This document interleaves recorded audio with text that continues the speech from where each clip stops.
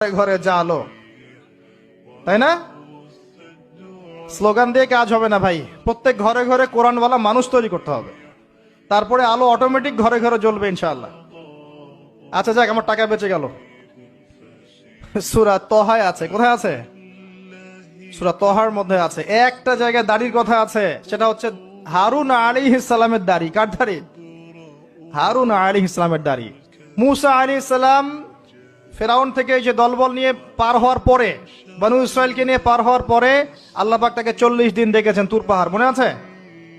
তুর পাহাড়ে তিনি গেছেন, এই ফাঁকে বনু ইসরায়েল শিরক করা শুরু করেছে, এই যে বাছুর পূজা শুরু করেছে, মনে আছে?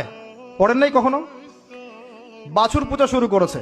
মুসা আলাইহিস সালাম তাওরাত নিয়ে আসছেন, এসে দেখছেন যে কওমের এই অবস্থা, তিনি রাগে তাওরাত ছুঁড়ে মারলেন। তিনি প্রচন্ড ব্যক্তিত্ব সম্পন্ন মানুষ ছিলেন, গায়রত